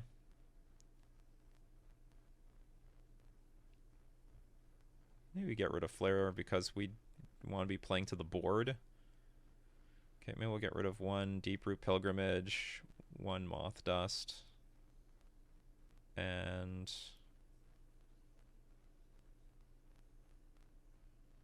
maybe another maybe a Vial, because they can bounce it. That's really frustrating. Bounce and sorry, not bounce, exile it.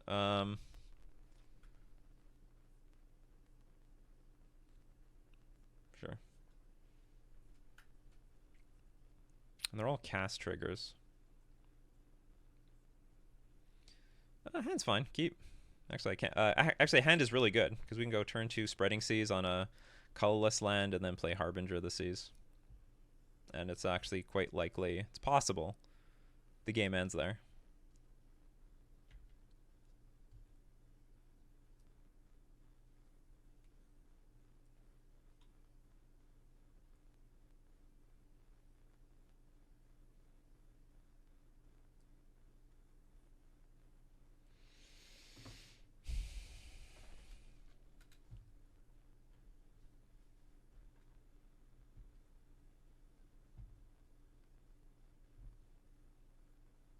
Unclaimed territory.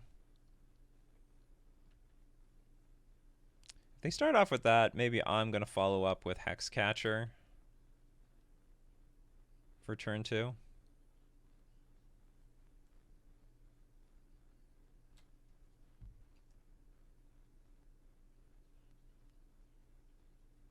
Glaring Fleshraker, sure.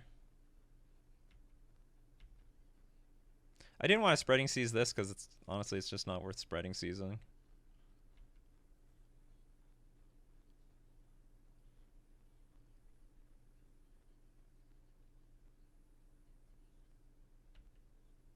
Okay, now the thing is, all these Eldrazi's, they demand colorless, actual colorless mana. So all this is just blue mana at the moment. Tishana's Tidebinder. This is not going to really help me. Play a Lord, play another Lord. If they have Dismember for this Harbinger, then, well, so be it. Doesn't look like they got it, and we just won.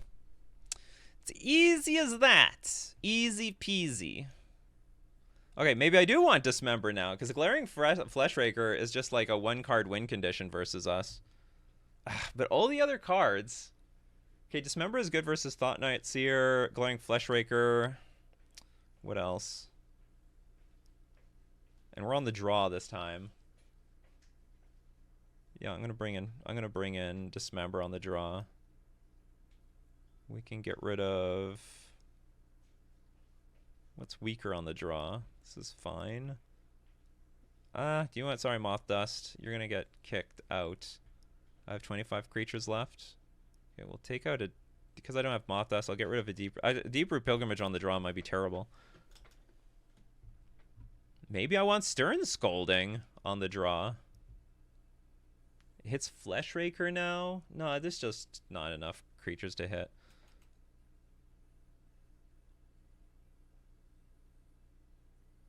Deep Root Pilgrimage seems so bad on the draw.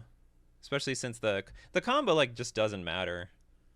Okay, maybe I'll bring Mothdust back. It's just as a random creature to attack with. Yeah, it's just a random card to curve out with. The alternative is I could bring in a Flare. I don't really like the idea of bringing Flare of Denial in on the draw. It's such a bad card on the draw. And I just don't know what all our targets are with Force of Negation. Because it seems like the most important things are the things that are like hitting the battlefield. This is a pretty battlefield-centric deck.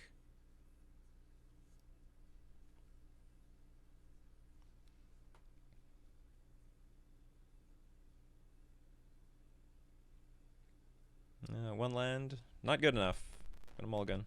Our opponent mulligan too, so hand's decent. I'm not super in love with this hand, but I don't hate it either. Pitch an island.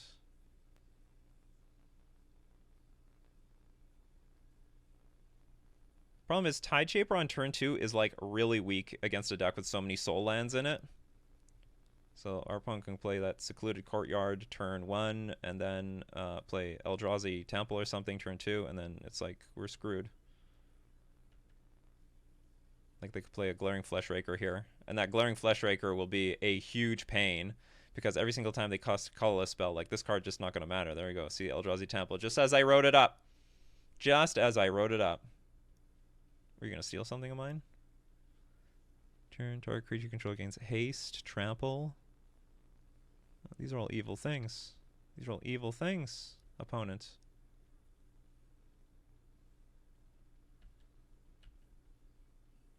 It's a lot of damage.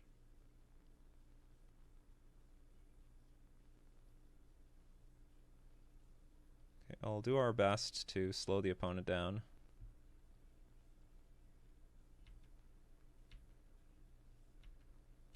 Even though this gives them color mana. It's, the colorless is just so much more important. So at the moment they have enough to kill the Tideshaper with Kozilek's command for 1.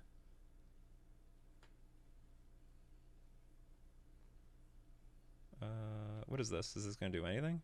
Did they forget to tap the thing for mana? Oh, they just want it. They're going aggro. They're going aggro here. So what, this is 7 mana?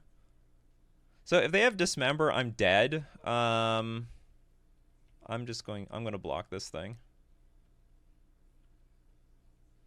I think if they have Dismember on our Harbinger of the Seas, we're like lost anyway. Or we're in a really bad spot, so I might as well make this trade. And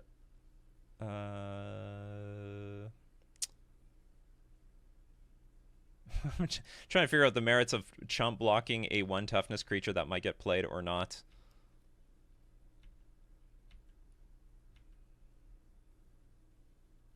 Hopefully there's no Dismember here. Don't Dismember me, bro. Now we can bounce this thing back to hand.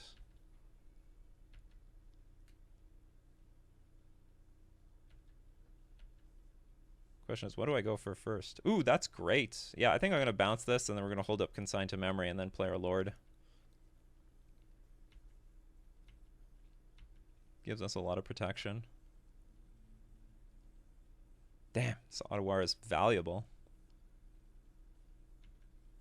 But we got to play it.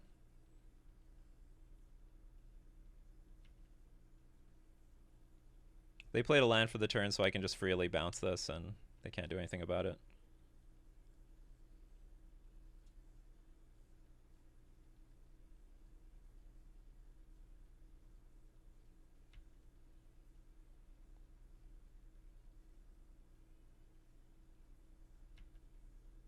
Attack for 5.